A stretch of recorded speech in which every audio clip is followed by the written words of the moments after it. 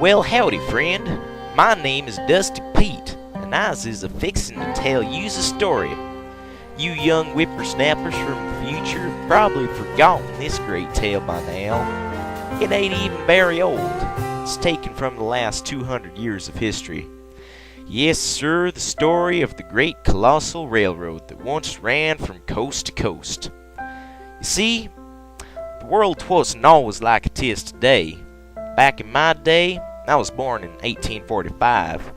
Well, we didn't have any of them fancy automobiles and them such. Nope, in fact, if you was a-fixin' to go somewhere, you either had to walk there or ride a horse. Yep, that's the way it was.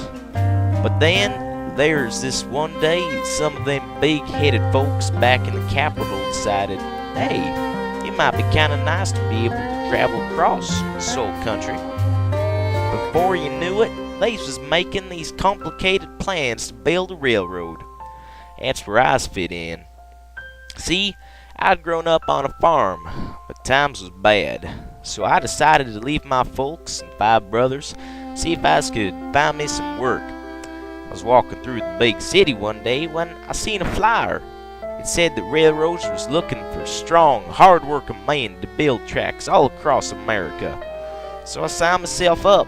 Yep, that's the day I began working for the Union Pacific Railroad. Like I was saying, some of them folks in Washington decided that a really long railroad would be a good idea.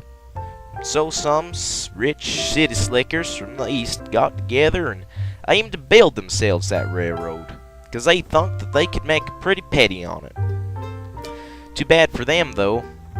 Around that same time, some rich fellers on the west coast figured out the same thing.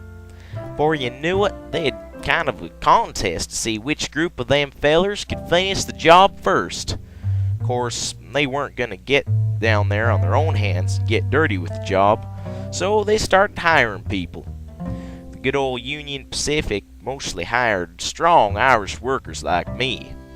The other railroad, it was Central Pacific, hired them little Chinese fellers. Well, we worked day after day, driving spike into tie. When we started going over the prairies, some days the boss would have me go and hunt buffalo. Them's was good eating, let me tell you. But before you could say crazy Indian, we'd eaten them all up. It was hard work, but we finally got close to that other railroad. I still remember the day we joined tracks up. Yes, sir, we built ourselves a railroad all the way across America. Now you could travel across the entire continent in a matter of days instead of months.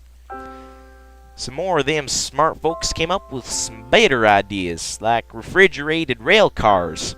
I made it so that farmers, like my good old Ma and Pa, could send the stuff that they grew out on the prairie way back east of them big cities. People started to come out into the interior of the continent, and I kept myself busy pounding spikes to open up new ground for them. Well, that's it. The railroad made just about everything that you have today possible.